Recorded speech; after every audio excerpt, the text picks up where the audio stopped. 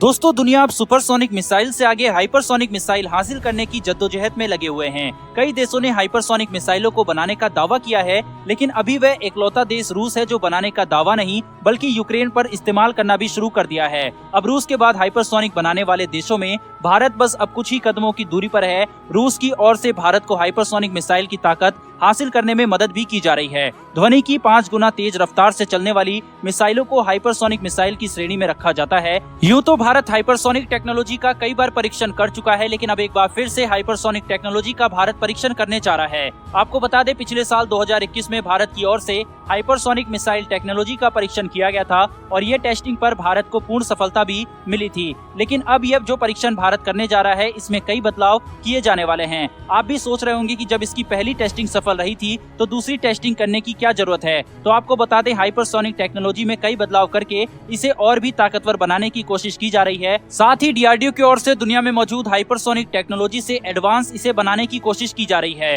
दरअसल आपको बता दें, अभी जो हाइपरसोनिक टेक्नोलॉजी का परीक्षण किया जा रहा है, इसमें खास तौर पर बूस्टर पर फोकस किया जा रहा है। पिछले साल जो परीक्षण किया गया था, उस पर हाइपरसोनिक टेक्नोलॉजी वाली मिसाइल में अग्नि मिसाइल के बूस्टर का उपयोग किया गया था। अग्नि मिसाइल सतह से सतह और सतह से हवा में मार करने के लिए बनाई गई है। वहीं अब जो हाइपरसोनिक टेक्नोलॉजी का परीक्षण किया जाएगा, उसमें ऐसी मिसाइल के बूस्टर का उपयोग किया जाएगा जो समुद्र से समुद्र और समुद्र से हवा में मार करने की ताकत रखता हो। सामान्यतः सतह से मार की जाने वाली मिसाइलों से ज्यादा समुद्र में मार की जाने वाली मिसाइलों में लगे बूस्टर ताकतवर होते हैं। इसी वजह से अब जो हाइपरसोनिक टेक्नोलॉजी का परीक्षण किया जाने वाला है, उसमें K4 मिसाइल के बूस्टर का उपयोग किया जाएगा। दरअसल K4 मिसाइल सबमरीन से लॉन्च की जाती है, इसलिए इस मिसाइल को सबसे पहले पानी से बाहर आने के लिए एक ताकतवर बूस्टर की जरूरत होती है। उसके बाद ऊंचाई प्राप्त करने के लिए भी बूस्टर की आवश्यकता होती है। लिहाजा एक ताकतवर बूस्टर के बिना सबमरीन मिसाइलें ताकतवर नहीं हो सकती। सामान्य बूस्टर मिसाइल के सबसे निचली भाग में लगा हुआ होता है। हाइपरसोनिक मिसाइल में 2 तरह के फीचर्स लगे होंगे जो मिसाइल को हवा में ले जाएंगे, वहीं पर उसको ध्वनि की 5 गुना से ज्यादा स्पीड प्रदान करेगा। इसमें लगा बूस्टर लॉन्च से 50 किलोमीटर तक हाइपरसोनिक मिसाइल को ले जाने में मदद करेगा और 50 किलोमीटर बाद ये मिसाइल से अलग हो जाएगा और इसके बाद मिसाइल के अगले भाग में लगा हाइपरसोनिक व्हीकल काम करना शुरू करेगा। यही हाइपरसोनिक मिसाइल की सबसे महत्वपूर्ण भाग होगा, क्योंकि इसकी मदद से ही मिसाइल स्पीड प्राप्त करेगी। दरअसल DRDO के वैज्ञानिकों की ये पूरी कोशिश की जा रही है कि बूस्टर के द्वारा इस मिसाइल को जितनी अधिक दूरी तक भेजा जा सकेगा, उतनी ही ये मिसाइल ताकतवर होने वाली है। पिछले साल जो अग्नि मिसाइल के बूस्टर का उपयोग किया गया था, वह हाइपरसोनिक मिसाइल को 50 किलोमीटर तक को ऊंचाई पर ले जाने में सक्षम हुई थी। वहीं पर अब जो इस बार K4 मिसाइल के बूस्टर का उपयोग किया जा रहा है, यह बूस्टर तकरीबन 80 से 100 किलोमीटर तक हाइपरसोनिक मिसाइल को ले जाने में मदद करेगा और यहाँ से फिर हाइपरसोनिक ग्लाइड व्हीकल काम करना शुरू कर देगा। यह मिसाइल 8000 किलोमीटर दूर तक दुश्मन को निशाना बनाने की काबिलियत रखेगी। भारत में एक और जहां हाइपरसोनिक मिसाइलों को तेज रफ्तार देने की कोशिश की जा रही है, तो दूसरी तरफ इसकी मारक दूरी पर भी विशेष ध्यान दिया जा रहा है, क्योंकि अगर आने वाले हाइपरसोनिक मिसाइलों से चीन पर टारगेट करना होगा तो इन मिसाइलों की रेंज कम से कम 5500 किलोमीटर से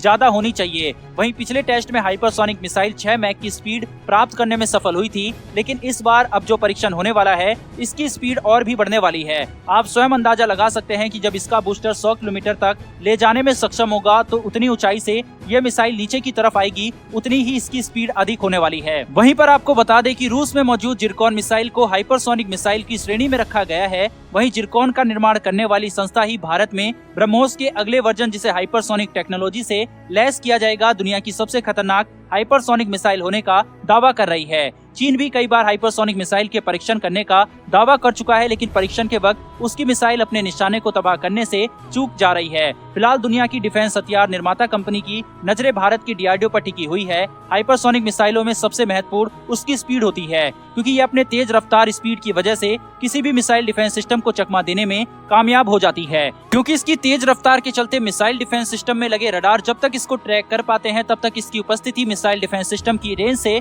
आगे बढ़ जाती है। अभी तक दुनिया का सबसे ताकतवर मिसाइल डिफेंस सिस्टम S-400 और S-500 को माना जाता है, जिसकी रेंज केवल 400 किलोमीटर दूर तक है। वहीं आपको बता दें कि रूस में मौजूद जिरकॉन मिसाइल 4 मिनट के अंदर 400 किलोमीटर दूर को तय कर जाती है। इस लिहाज से भारत में आने वाली हाइपरसोनिक मिसाइलों की स्पीड और ज्यादा होने वाली है, तो इस लिहाज से दुनिया में मौजूद मिसाइल डिफेंस सिस्टम इसको काउंटर करने में नाकामयाब साबित होंगे। वहीं पर खबरों की माने तो ये हाइपरसोनिक टेक्नोलॉजी यानी कि HSTDV का फाइनल टेस्ट होगा। इसकी कामयाबी ब्रह्मोस 2 के लिए रास्ते साफ कर देगी। इसके लिए हमारी प्यारी DRDO के लिए कमेंट बॉक्स में जय हिंद तो बनता है। साथ ही डिफेंस से जुड़ी ऐसी वीडियो के लिए चैनल को सब्सक्राइब कर बेल नोटिफिकेशन को ऑन कर लें, जिससे ऐसी वीडियो आप तक सबसे पहले पहुंच सके। फिर मिलेंगे ऐसी एक नई वीडियो के साथ। धन्यवाद। जय हिंद।